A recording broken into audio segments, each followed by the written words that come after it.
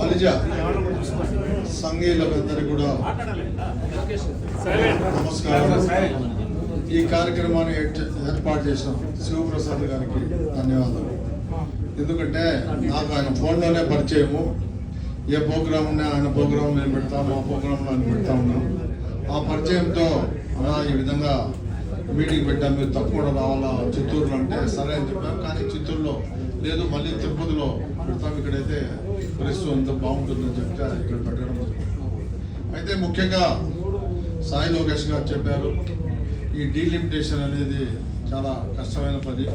కానీ డీలిమిటేషన్ 2009లో మన వాళ్ళు, మా జిల్లాలో అయితే మన వాళ్ళు ఎక్కడున్నారో వాళ్ళకి అన్యాయం చేశారు, వాంటెడ్లీ అన్యాయం చేశారు. అక్కడ ఉండే వాళ్ళకి ఏదైతే అనుకూలంగా ఉన్నాయో అవన్నీ కూడా మార్చుకొని అవి లేకుండా చేసి మన వాళ్ళు అన్యాయం చేశారు. రాయచోటి, ముఖ్యంగా రాజంపేట. కాబట్టి బద్వేలు అంటే మన వాళ్ళు నిలబడేవాళ్ళు కాదులే, ఈ రెండు ఎక్కువ. కాబట్టి డీలిమిటేషన్లో కూడా మనం ఒక ప్లాన్ ప్రకారం మనం ఎవరైతే మన పెద్దలు ఉన్నారో దాంట్లో కొంతమంది మెంబర్స్ చేస్తారు, ఆ మెంబర్స్కి ఇవ్వడం. కానీ ఇప్పుడు సెంట్రల్ గవర్నమెంట్ ఉంది కాబట్టి సాయి లోకేష్, ఇంకొకతను మన ఎంపీ, మన బీజేపీ నాయకుడు ఉన్నాడు, వాళ్ళిద్దరు. కానీ దాన్ని కూడా ఒకసారి ఆలోచించాల్సిందిగా నేను కోరుతున్నాను. ముఖ్యంగా నా పేరు హరిప్రసాద్. నేను తెలుగుదేశం పార్టీలో గత చాలా ఏళ్ల నుంచి పనిచేశా. అయితే 2009లో ప్రజారాజ్యం పార్టీలో చిరంజీవి గారి కోసం అని చెప్పి మేమంతా పోవడం జరిగింది. అయితే జరగరాని అక్కడ జరిగింది కాబట్టి మళ్ళీ మేము తెలుగుదేశంలోనే ఉండిపోయాం. తెలుగుదేశం పార్టీ ఈ దినం నాకు నేషనల్ వైస్ ప్రెసిడెంట్గా తెలుగుదేశం పార్టీ ఇవ్వడం జరిగింది. అయితే నా కోసం ఇవ్వలే, ఇది మీకోసం ఇచ్చాను. ఎందుకంటే ఒక కమ్యూనిటీ, బలిజ కమ్యూనిటీకి ఇవ్వాలని చెప్పి రాయలసీమలో నాకు ఒక్కరికి ఇచ్చాను, ఎవరికి వెళ్ళా. గతంలో 5-6 మందికి వచ్చేది పాపం, నంద్యాల కానీ ఇంకా పదవులు. కానీ నాకు ఒక్కరికి ఇచ్చారు, ఎవరికి ఇవ్వలే.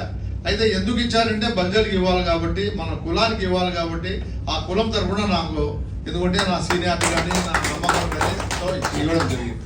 అయితే నేను ఇప్పుడు పార్టీ కూడా మీరందరూ కూడా కొన్ని చెప్పారు. దాంట్లో శ్రీకృష్ణదేవరాయల జయంతిని అయితే నేను కనీసం 10 మాటలు చంద్రబాబు నాయుడికి పర్సనల్గా ఇవ్వడం జరిగింది.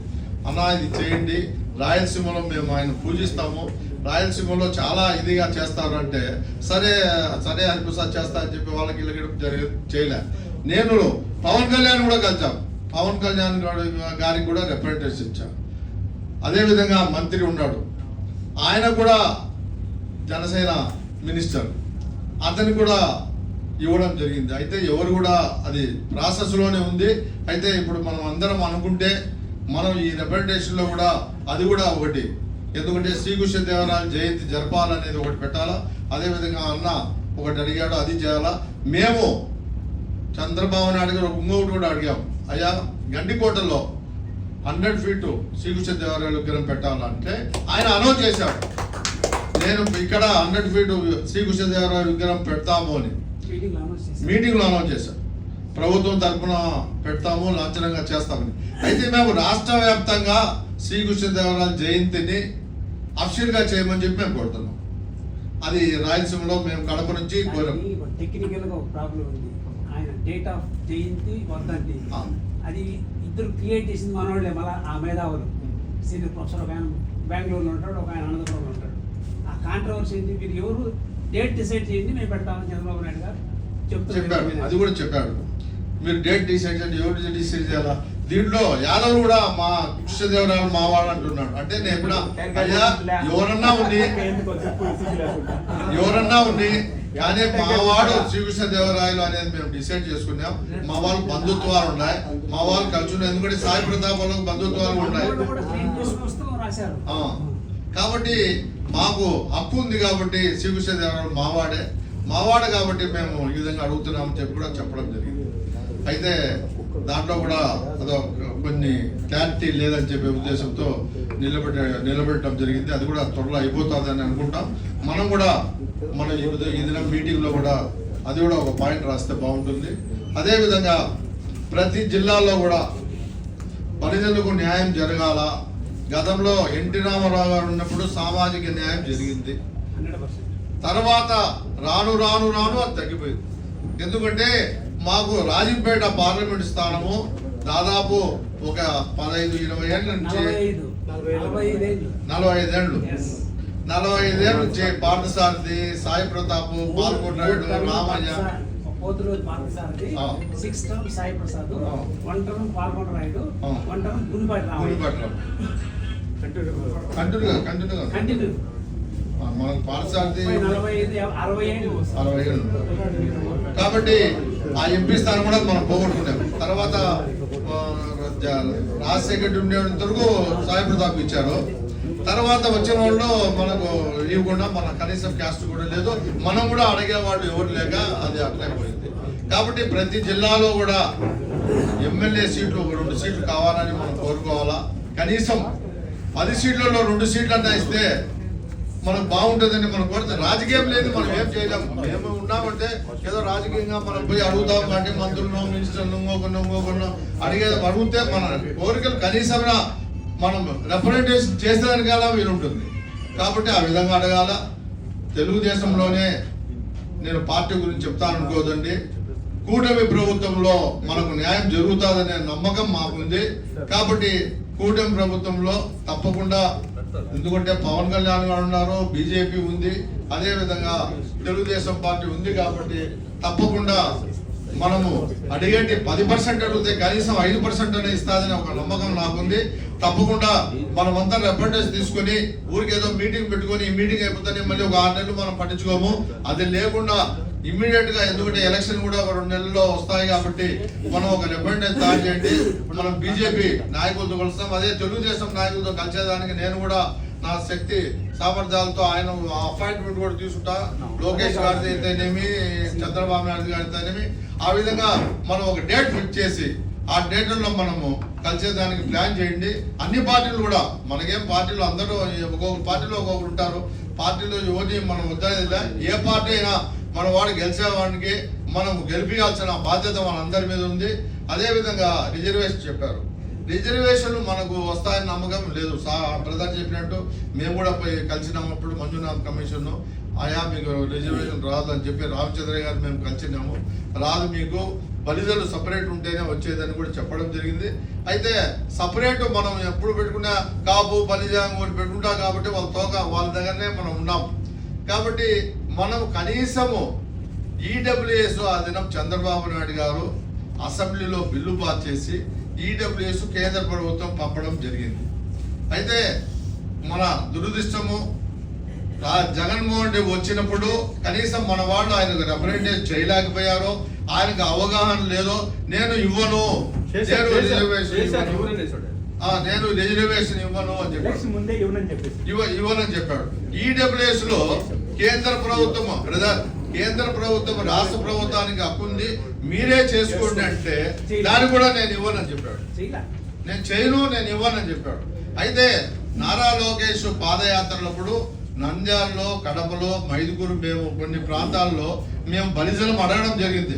సార్ మాకేమొద్దు, ఈడబ్ల్యూఎస్ అన్న ఇవ్వండి, మా పిల్లలు చాలా మంది ఉద్యోగాలు వస్తాయి, చాలా మందికి సీట్లు వస్తాయి, ఇవన్నీ అడిగితే తప్పకుండా ఇస్తామన్నారు. కానీ అది కూడా 2 సంవత్సరాలు అయింది, ఇంకా ఎందుకు అది ముందుకు పోవడంలా. దాన్ని కూడా అది కూడా ఒక పాయింట్, ఈడబ్ల్యూఎస్ ఖచ్చితంగా ఇంప్లిమెంట్ చేయాలా, ఎందుకంటే మీరే కేంద్ర ప్రభుత్వాన్ని పంపించారు కాబట్టి చేయాలి అనే దాంట్లో మీరు వస్తే మేము కూడా మన వాళ్ళ కోసం పోరాటానికి మేము సిద్ధంగా ఉంటాం. ఎందుకంటే మన వాళ్ళ కోసం ఈ పదవి ఇచ్చారు కాబట్టి ఈ పదవితో మీకోసం నేను పోరాడానికి కూడా రెడీగా ఉన్నా అని చెప్పి తెలియజేస్తున్నా. కాబట్టి ఈడబ్ల్యూఎస్ ఒకటి, అదే విధంగా 10% అడిగారు. 10% మనం అడిగితే కనీసం 5% అనే ఇస్తారు. మనం అది కూడా ఎక్కడ మన జనాభా ఉందో, మన ఊరికి ఎక్కడంటే అక్కడ అడగకుండా ఏ గ్రామీణ ప్రాంతాల్లో మన జనాభా ఉందో ఆ జనాభాలో మనం సర్పంచ్లు గాను, ఎంపీటీసీ గాను, అదే విధంగా జెడ్పీటీసీ ఏది వస్తే రాజకీయంగా పదవులు కూడా మనం ఆశించాలి. అదే విధంగా నామినేటెడ్ పోస్టులు కూడా ప్రతి జిల్లాలో కూటమి ప్రభుత్వాన్ని ఒకటే అడగాల.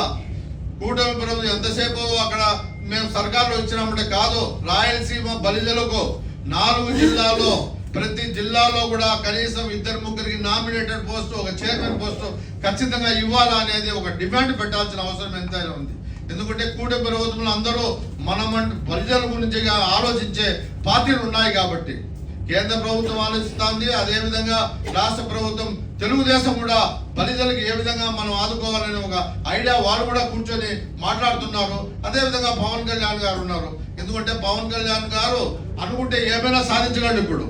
ఇప్పుడు ఆయన బలిజలకు కనీసం మన రిప్రజెంటేషన్ సరిగా పోవడం లేదేమో నాకు తెలుసు, కానీ ఆయన బలిజల గురించి ఎక్కడా నేను ఈ కులం నాకు సంబంధం లేదు అని అంటున్నాడు. కాబట్టి మనమందరం కూడా ఆయన కూడా మనమంతా ఉంటేనే ఆయన ఉండేది. కాబట్టి మనమందరం పోయి ఆయన కూడా ప్రెజర్ పెట్టి బలిజలకు, రాయలసీమ బలిజలకు న్యాయం జరగాల అనే దాని మీద మనం ఈడబ్ల్యూఎస్ అయితేనేమి ఇవన్నీ కూడా పెట్టాల్సిన అవసరం ఉంది.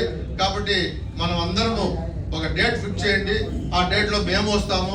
అదేవిధంగా సాయి లోకేష్ గారు అయితేనేమి, అన్న మనోహర్ గారు, ఎందుకంటే మనోహర్ గారు మేము రామచంద్ర ఎలక్షన్ లో పాపం కడపలోనే ఉన్నాడు ఆయన 85 లో. ఆయన మేమైతే సిన్సియర్ గా రామచంద్ర కోసం కొట్లాడప్పుడు ఎలక్షన్ లో ఆయన గెలిపించుకోవడం జరిగింది. తర్వాత నేను అనుకోలే మనోహర్ ఎమ్మెల్యే అవుతాడు, ఆయనకి ఐడియా ఉందని కూడా. ఆయన మనోహర్ టికెట్ వస్తానే మేమంతా మనోహర్ నిజంగా ఎమ్మెల్యే అయినాడు. కాబట్టి ఇది ఎవరు చెప్పలేనండి. ఈ దినం మనోహర్ గురించి పొగుడుతా అంటే నాకు కూడా చాలా ఆనందంగా ఉంది. మేమంతా మనోహర్తో పాటు మేము కలిసి తిరిగినా కాబట్టి ఆయన పొగుడుతా ఉంటే నిజంగా నాకు చాలా ఆనందం ఉంది. ఆ విధంగా బలిజల కోసం పనిచేసే నాయకుడు మనకు అవసరం.